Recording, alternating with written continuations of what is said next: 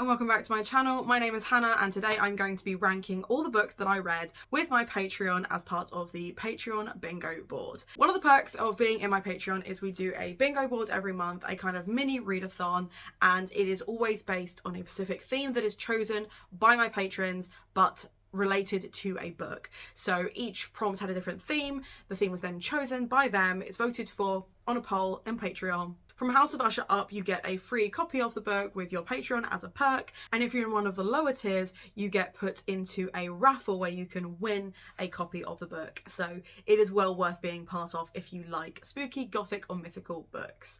Some of these books were great. Some of these books blew me away and some of these books were bad. And I'm going to sit here and rank them all with you. I'm going to go through the books that I read in month order first, and then we're going to talk about worst to best, because honestly, some of them made me question so many things. For January, we read Norse Folktales, Myths and Legends by Anika Hussain. For February, we read A Natural History of Dragons, a memoir by Lady Trent by Marie Brennan. For March, we read Bram Stoker's Dracula. For April, we read The Bandit Queens by Perini Schroff. In May, we read Things in Jars by Jess Kidd. June's pick was The Haunting of Hill House by Shirley Jackson. July, which I don't have but I will leave the cover here, was The House That Horror Built by Christina Henry. August was Just Like Home by Sarah Gailey. September was Anne Bronte's The Tenant of Wildfell Hall. October was The Skeleton Key by Erin Kelly. And November was The Twisted Ones by T. Kingfisher. Now, I have adapted the perk slightly, so there is not a pick for December, mainly because it's a really busy time of year and I couldn't guarantee the books would be out in time, seeing as they were being delayed anyway throughout the year. I didn't want to then add the Christmas rush to it. So there are only 11 books for me to discuss with you, but oh, do I have thoughts. So I core-piled every single one of those books after reading it and then gave it a star rating based on the core pile. I know a lot of people when they do their core pile divide stuff or what have you. I don't. It's out of 70 because there are 7 categories and they're all out of 10. So one star is 0 to 14 points, 2 stars is 15 to 28 points, 3 stars is 29 to 42 points, 4 stars is 42 to 56 points, and 5 stars is 57 or higher. So like there should be a pretty even range between them. Coming in last place of the Patreon picks for 2024 with a meager 26 points and 2 stars is The House That Horror Built by Christina Henry. Let's get comfy. In fact, I've got a tea somewhere. Where is it? Let's get comfy for this one, shall we? Christina Henry is a staple name in the horror community. Whether it's an Alice in Wonderland retelling, Peter Pan but spooky, whether it's just standard classic horrors, whatever it is, she's adored up and down. Not by me. I find her writing style so... which I think goes to show how strongly I both feel about this and how terrible my own writing is, so maybe I'm not one to critique. However, my main issue is every choice the characters made was terrible. Every plot point felt convoluted. The plot twist was such a waste of time. I was infuriated by the kind of supernatural element that was like ham-fisted in. I just didn't like it. I really didn't like it. I found the characters derivative. I thought the plot points, when they happened, took too long to get there and then made no sense. There was this, so if you don't know, The House the Horror Built is about a director who is a recluse who invites his cleaner and her son to move in with him after they both have like financial troubles because he has designs for the son, basically.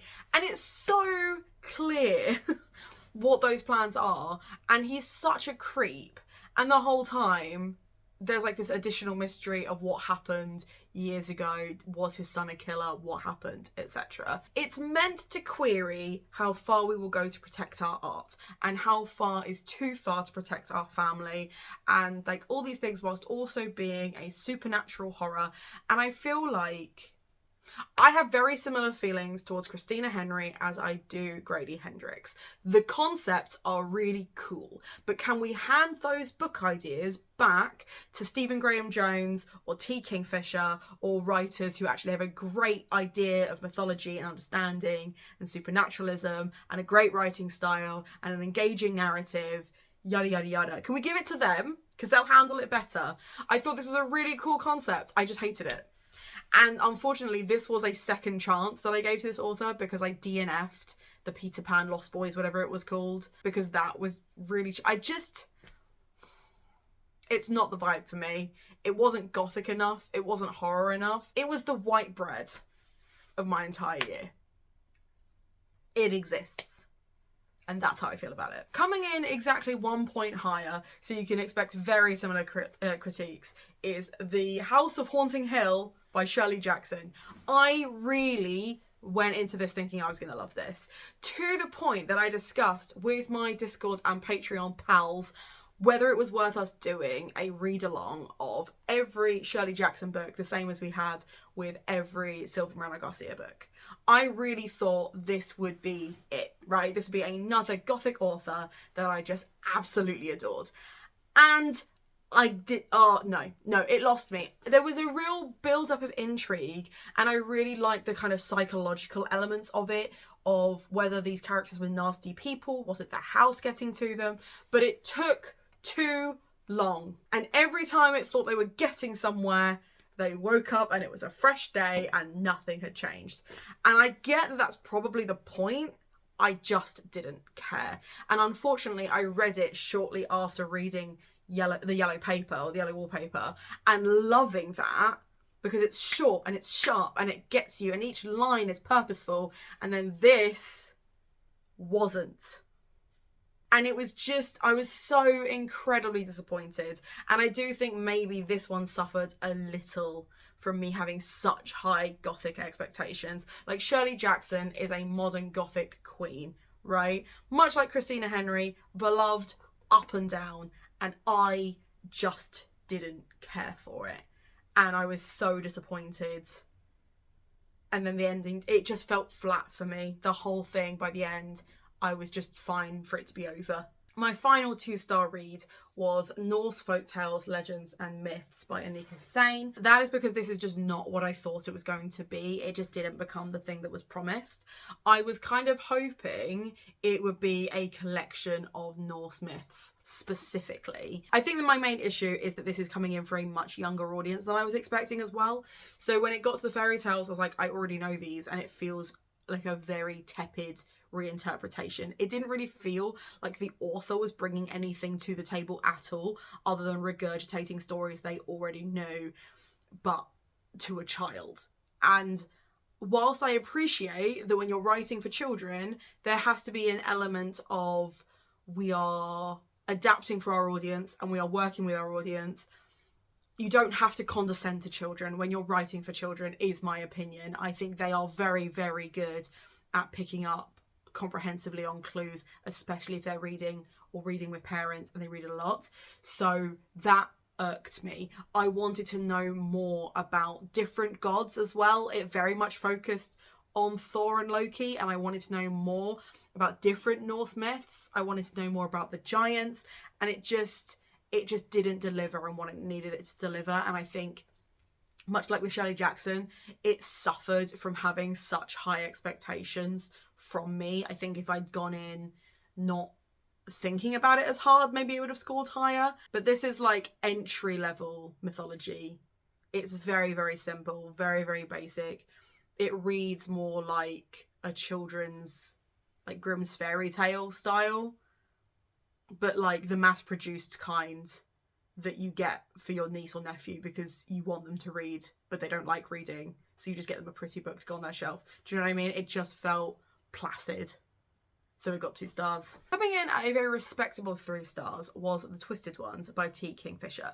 Now, this was obviously the last book that I read for Patreon, and it's my main criticism for it is T. Kingfisher is a better writer now than she was when she wrote this. There are so many things in this where she's clearly taken that idea again and finessed it in The Hollow Places or other stories. The idea that there are these portals to fantasy realms was really cool, but just didn't really feel like it was developed at all because it was too busy trying to be a horror.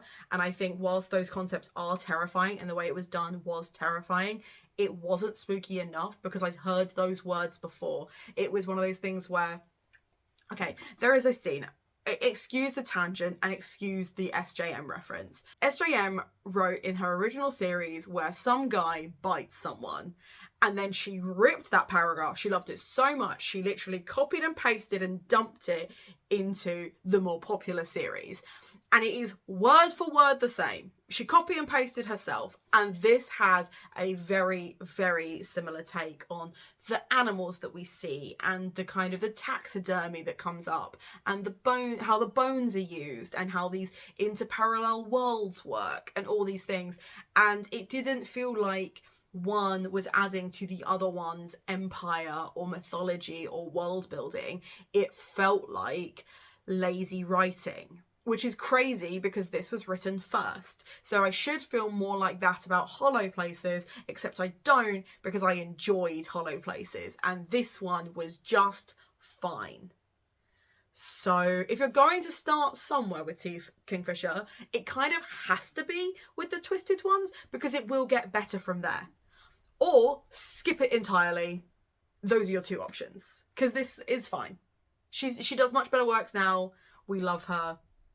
This one's not it. Next is The Skeleton Key. Now I have unhauled my copy of this because even though those other books weren't great, I feel like I can make reference to them or I can gift them to people who are going to enjoy it. This one I just unhauled because this one is a psychological mystery with some mythical elements in it, but it's more the myths that we make, right? So The Skeleton Key follows a young woman who, when she was a child, was attacked because her parents wrote a book about this woman coming back to life when you put her bones together. They then, the fans became fanatics and tried to kill her for her hip bone to put the pieces all back together because they couldn't find the hip bone. And you think that's going to be the main plot, is either them trying to find it, her trying to survive people attacking her, etc. That's not the main plot. The main plot is a murder mystery when another hip is discovered and why that happens. I can't explain why I didn't like it without spoiling it. So if you want to skip straight along, you can. It is well written. It has a lot of intrigue. It has a slow burn mystery. It's not quite a procedural. It is a great character study. I hated it for the ending. I hated it for the main character, and she ruined it right at the end because I had been really enjoying it. It would have been a 4 stars were it not for the ending, which ruined it for me. So I'm going to go into that. If you want to skip ahead, I get it. Here's what actually happened. The father, notorious for having affairs, had an affair 20 odd years ago, had a daughter. That daughter then rocks up one day, or I don't know if he's actually had a daughter, if she's just the daughter of someone he had an affair with that he then ignored. She rocks up and says, "You owe me money, give me money." But she does it in like this like sexy, completely unnecessary kind of way because she's pretending that she's flirting with him to get him alone. He gets seen by his son, and the son thinks she's blackmailing him. No, the son thinks they're having an affair. The son then tries to keep her away from the mother. The mother then also thinks they're having an affair. No, scratch that. The son does know that he's being blackmailed but doesn't know why. He then finds out that his mother knows or could find out what's going on. So she thinks they're having an affair and beats the girl to death in the middle of nowhere. The son then finds her and covers up the murder. The father then finds the son, not the woman, and thinks he's got away with it, thinks that she's like run away, basically. The father sexually assaulted another teenager around the same time, who is the daughter of his best friend. So the son, when they're older, marries the daughter of the best friend. His sister's the one that was attacked. To protect the wife, he continues to cover up the murder, right up until he can use it against his dad to send his dad to prison. Fair, valid and reasonable, was my thinking. What a genius plan. his mother, who was driven mad by the father in the first place, because you find out it's not like she's killed her out of cold blood. She is doped up, she is drunk, she is starving herself to death because she wants her husband's adoration again, and she thinks that he's having another affair, so it's driving her absolutely potty. Kills this girl in a fit of rage, not because she's calculated and it's planned, right? Disposing the body was calculated but not planned. He's just a good guy, I think, protecting his mum like that. That's how I view it. Sorry. I think he's a nice guy for saving his mum. I don't know if everyone would agree. His sister certainly doesn't agree. His sister thinks that even though their dad is awful, like objectively nasty to everyone he meets, that he doesn't deserve to go down for murder, even though he raped a 15-year-old. What? Bit lost the star. Because I can't fathom that. Like, that to me is you set up this really good emotional quandary and it's fiction. We're with you. We might not do it IRL, but we're with you in that moment. And then you threw it away. So it lost a star.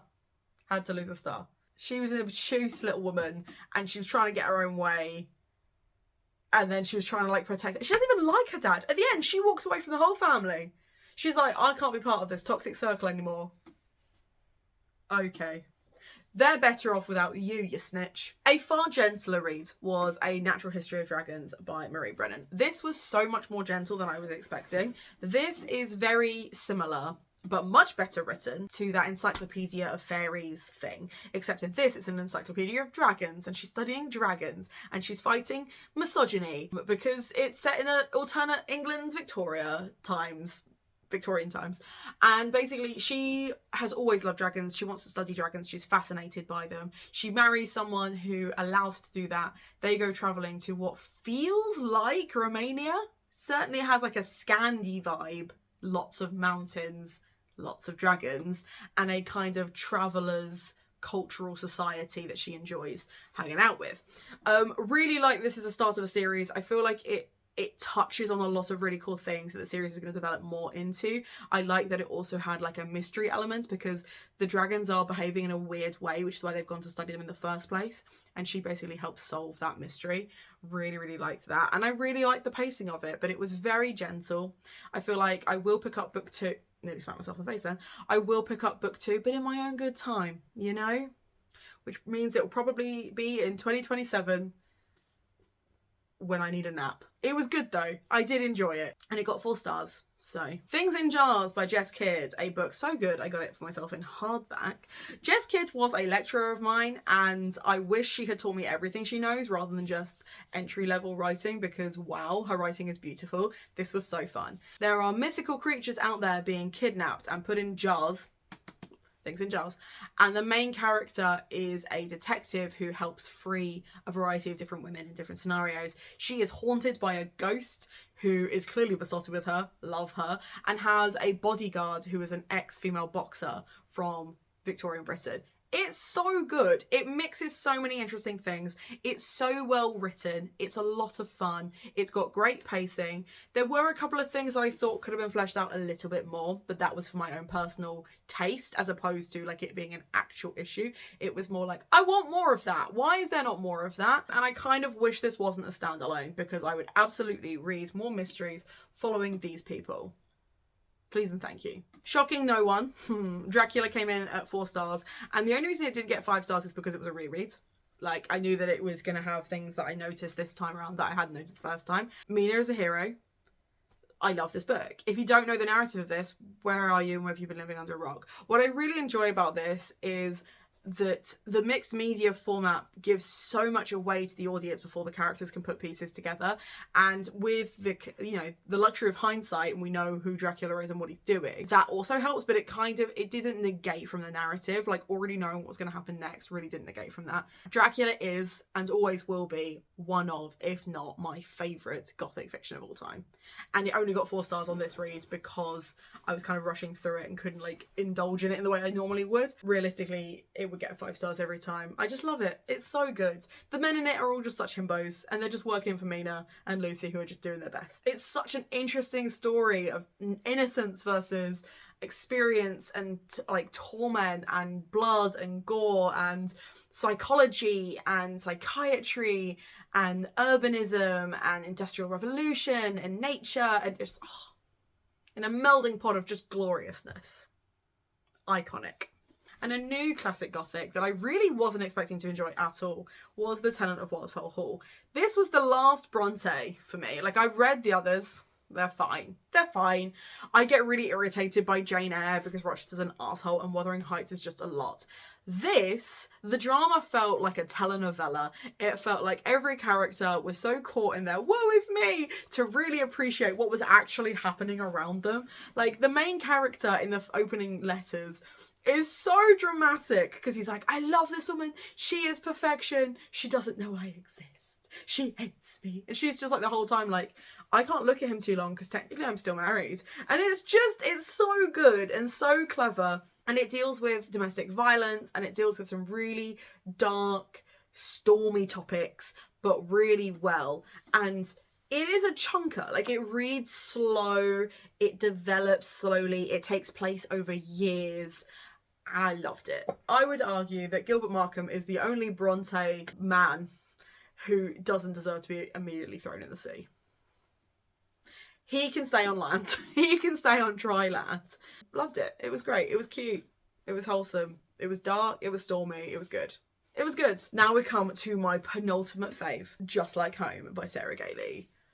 This book took me so by surprise.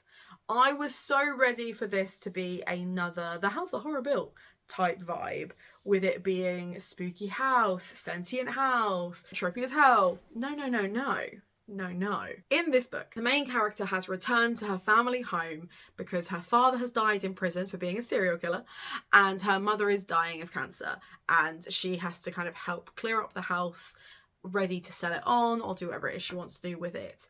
The house doesn't want her to leave. The guy that's moved in is an artist helping himself to her stuff. Loads of the stuff's gone, loads of stuff's missing. You find out that she has a dark past, not dissimilar to Daddy Dearest, and the twists, the turns, the sentient house, the murder, the blood, the gore. Oh my God. 10 out of 10. It's beautiful. It's clever. It's dark. It is literally dripping. It's so good. It's so good. And I have not stopped recommending it since. This is just such a good horror. This takes such a basic concept and elevates it, as opposed to taking an elevated concept and making it basic and consumable by masses. This is so good. So good. And I did a Christmas market a couple of weeks ago and I recommended this book to anyone who's like, I like things on the darker side. This.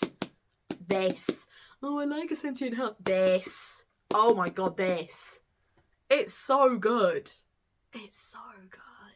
But my favourite book, the only 5 stars, although I get you, Just Like Home should have been 5 stars. It was just, this, faultless, impeccable. The Bandit Queens by Parini Sharaf. Let me set you the scene. India. Tiny little town. Woman, widow, maybe. Everyone assumes she's killed her husband. Everyone treats her with respect so as not to be killed by her as well. They give her distance, they give her space. She likes the isolation because she is a victim of domestic abuse and she's more than happy for everyone to think her husband is dead. He's not, she just doesn't know where he is. He just upped and left one day. She's assuming he either drunk himself into a ditch, got hijacked by the people he owed money to, or just abandoned her. And she's chill with that because she is dealing with the kind of mothers association who treat her like rubbish and trying to save up for a refrigerator that she deserves. And then one of the other wives rocks up and wants her help killing her own husband because he is also abusive. And oh, how the plot thickens from there, because it's part like Carry On film where it just keeps getting worse. Things that could go wrong go wrong. There's plot twists, There's elevated moments, there's funny, like it's genuinely funny. There's animal abuse that's like, oh, let's not, and then, but it's beautiful. The way it's handled is really clever. She's a powerful, independent, feminist icon. And I loved it because it made me cry, it made me audibly laugh, and you know that means an automatic 5 stars. I loved the characters. Even the characters you're supposed to hate. The hateful characters are so good in this and so well crafted, and it's just a good time. If you take nothing away from this video, read these two. This one is not nearly as spooky. It has the thriller mystery vibes. This one's the horror. They're both Gothic queens. And they deserve all the praise always. These were so good. The Bandit Queens is and will be one of my favourite books for years to come. Like, it's so clever. The way it deals with internalized misogyny, how we isolate ourselves from our friends, why we isolate ourselves from our friends, what happens when we try and tell someone who is in a toxic relationship you are in a toxic relationship, and how that never ends well, which is just so real. So true. And how we have to sometimes isolate ourselves from those people to protect ourselves. What happens to them? What happens to you? What happens to the friendship? Can things be rebuilt once there's that level of betrayal? Oh, majestic. There's so much crammed into this, and it's so well crafted that you just go on a gentle ride and then you reach the end and you want to know it all over again. Like, it's so good. It's so good. And for those of you who were not convinced when I recommended the erotic stories of Punjabi widows and were like, actually that was a really good time, pick this one up next. It's so good. It's so good. So there you go. There is my fully ranked Patreon picks for 2024. The 2025 January pick has already been sent out. I can tell you that theme is turning over a new leaf. Could be anything, couldn't it? But it's one book specifically, and it's going to be a good time. We're holding out hope. Treat yourself to something from Waypoint to support me and my content. Check out the Patreon. Absolutely check out the Patreon. It is so worth the money. I have made a point to make sure it is worth the money, and it will be supporting me in a massive way.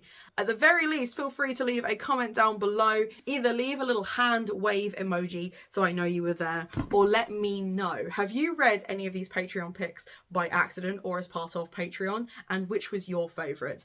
And if you were going to tell me which Shirley Jackson book I should try next, considering how disappointing I found that one, what would it be and why?